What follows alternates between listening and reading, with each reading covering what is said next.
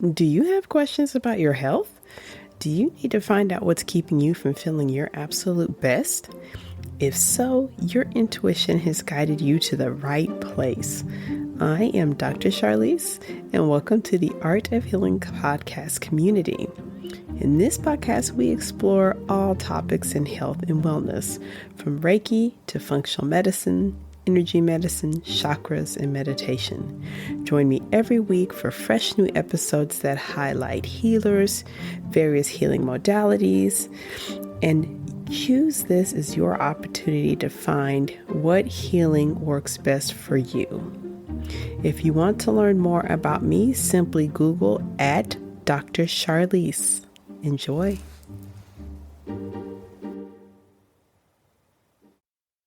Hello, I'm Dr. Charlize, and welcome to the Art of Healing podcast. Thank you so much for joining me for today's episode. If this is our first time to meet, so nice to meet you. This podcast comes out a few times a month, sometimes once a week, sometimes a little bit less, depending on what we have on the schedule. And if we have met before, hopefully you have enjoyed some of the prior episodes we did earlier this month. We had fantastic, amazing guests, Reiki pioneer who brought the practice of Reiki to modern medicine, Pamela Miles. She was a guest on the show. If you missed those episodes, when you finish up with this one, go back and download those. They're just amazing, including a personal practice she does with us, a personal Reiki practice. You don't have to be Reiki certified to do the practice that she shared with us. Today's episode, I'm going to be sharing with you the power of the 5-minute reset and how short meditations can transform your mood and your energy. 5-minute reset, how short meditations can transform your mood. If you feel like your day gets hijacked with being stressed, with being irritated, this presentation is for you. We're going to discover how 5 minutes a day can shift your emotional landscape. To understand the 5-minute reset, a few basics to understand are your nervous system. The human nervous system runs in two operating modes or systems. One is the sympathetic response, and that's your body's fight or flight, startle mode that makes your body ready for activation, makes you ready to run, makes you ready to fight. It's also the sympathetic response that we are activating when we exercise, when we intentionally raise our heart rate, we're trying to get in shape. The sympathetic response is cool. Sometimes it's even fun. We do need it. But for the most part, our body needs to be in the other mode, which is the parasympathetic mode. This is our rest and our digest mode. It is the parasympathetic mode that allows your body to recover from injury. Your body needs to be in parasympathetic mode to recover from illness. And it's also where we digest our food, where we absorb our nutrients. It's where our body can produce the chemicals it needs to work at its very best, such as hormones. The parasympathetic mode to grow, and that's also where our sleep is the most restful. We need both modes of operations. We need sympathetic mode and the parasympathetic mode. But the balance is interesting because for the most part, our body needs to be in the parasympathetic mode most of the time to make sure you sleep the best, and that's where your body recovers the best, and that's where your organs can heal and detoxify and regenerate the best is in the parasympathetic mode. But you do need that sympathetic mode at times. The sympathetic mode gives your body the right amount of challenge. That's when your muscles get a good challenge and a boost and can grow and regenerate. Unfortunately, what happens to a lot of us is we're in that sympathetic mode too much. Brain can influence which mode we operate in. And if your brain is perceiving that you're in a lot of stress all of the time, you may be in that sympathetic mode too much. And what that means is that your brain doesn't get to function as well, your organs don't get to heal, your immune system can't work as well as it's meant to, you may be getting sick all the time, your sleep is messy, then it builds up into chronic things like your hormones are a wreck and you're gaining weight and you're losing hair. And so what we are hoping we can do with this 5-minute reset is find pockets in our time and eventually sense where we may be in that sympathetic mode too much and where we hope to get more into the parasympathetic mode so our body can operate the very best. Micro mindfulness, which is practicing mindfulness for short periods of time, has some benefits. So even practicing just 5 minutes in a 24-hour period can help regulate your cortisol. Just 5 minutes of meditation can reduce the amount of stress hormones that you're making. So it can get you some calmness throughout your day, which is not a terrible thing. Your heart rate variability. If you're one of those tech-savvy people who is your heart rate variability, brief mindfulness can help you adapt to stress better, which is why you're monitoring your heart rate variability. Enhancing your focus. So many people, my patients will often tell me, I think I have ADHD. Sometimes what you have is a lack of mindfulness. So a short meditation or mindfulness lets those circuits in your brain that are generating electricity and using a ton of energy get a reset. And you may find that your focus comes back even better with a short meditation practice rather than thinking of going straight to a medication or a stimulant. Even healthcare professionals that are in between patients can practice this brief mode of meditation. I see several patients throughout my day, and I found that it really is helpful. It really does work, and the benefits are immediate. And it's not even just me. My medical assistant made a joke earlier, a few days ago. She's like, well, that's how you stay so calm. That's how you deal with all this. I deal with stressful patients, and I don't know that I deal with it well.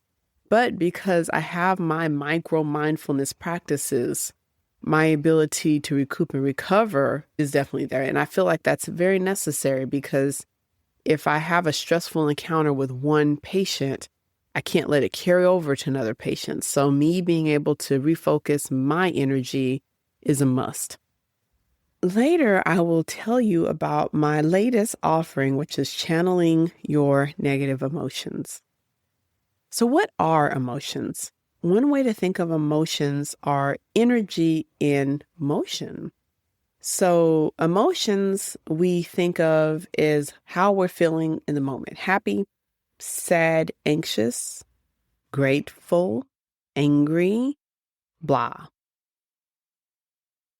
Even right now, you can practice sensing what your emotion is right now. Matter of fact, for the next minute, why don't you, if you can, take a breath, close your eyes, see if you have an emotion and label it. So let's just take a minute to do that just for fun.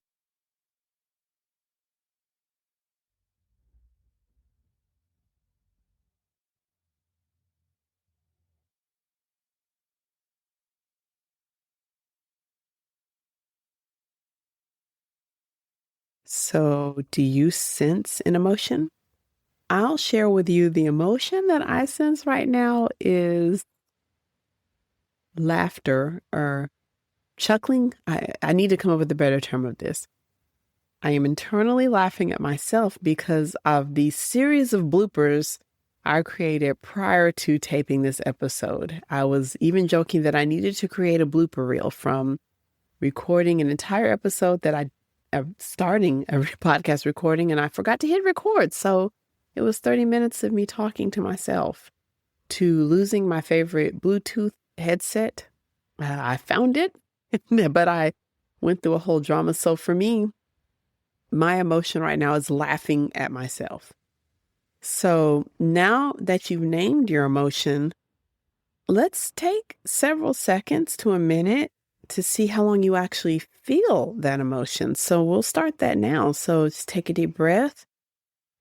If you've named the emotion, and then as you exhale, is it still there? Do you still feel it, or does it feel like it's fading?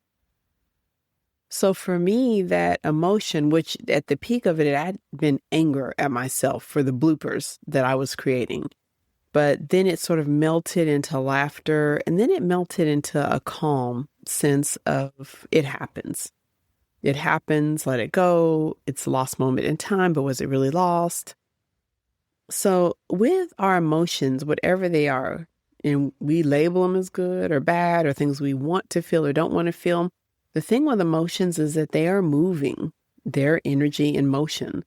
So when we have these emotions, we can label them, but do we always need to hang on to them, particularly if they're impacting us in a way that we don't desire? So with the practice, with this offering, you'll actually learn how to invite the emotion in, actually really feel it, and then learn how to release it and release it in a way that's even productive. And what our hope is that in a short period of time, this mindfulness with this witnessing of emotions, that we can restore our energy and restore pretty rapidly, and maybe release some things that we wanted to release. Understanding emotional signals. Your body's wisdom. Anger and sadness and anxiety, these aren't our enemies. They're our body telling us that something isn't in alignment or something just isn't right. When we learn the healing art of Reiki, or really any energy tradition, we learn how to sense these, and we sometimes call them blocked emotions or an imbalance. But one thing we can learn to do with them is not to fight them. Really, the worst thing you can do with some of these unwanted emotions is to fight them. Fighting and resisting grief can be so bad for you. When you are going through a grieving process, not engaging in the grief and not feeling the grief, it can just impact you in so many ways. It can hurt your heart, your lungs, your immune system, all of that leading to long-term illness, the least of which is major depressive disorder. When we have these emotions, we want to listen to them, invite them in, and we also want to remind ourselves that they're not permanent. So whatever we feel, these waves of anxiety, if we learn to go ahead and invite it in and even work with it, which we'll learn how to do, we can learn how to turn that into something that's good, and even something that we can use for our greater good or the greater good of the world. So your 5-minute daily reset practice can be as simple as this. Pause and take a breath. So throughout your day, if you are sensing overwhelmed, feeling over anything, stop what you're doing and take 3 deep breaths. We can even do that together now. And as you feel those breaths, you may feel tension release, muscles release, the muscles of your necks begin to gently release. You can place a hand on your heart and one hand on your belly to enhance this. So if you want to right now, you can place one hand on either and take a few deep breaths and exhale. And as you inhale, see if a feeling comes in that you can label. If you can label it, go ahead and label it. So as I inhale, now I inhale a sense of calm. Right now, that's what I feel, but not always. And to deepen this practice, you can even give this attributes. You may envision it as a color in your chest or a color in your belly or a shape. If it's something that you feel doesn't serve you, you can just release it with your breath.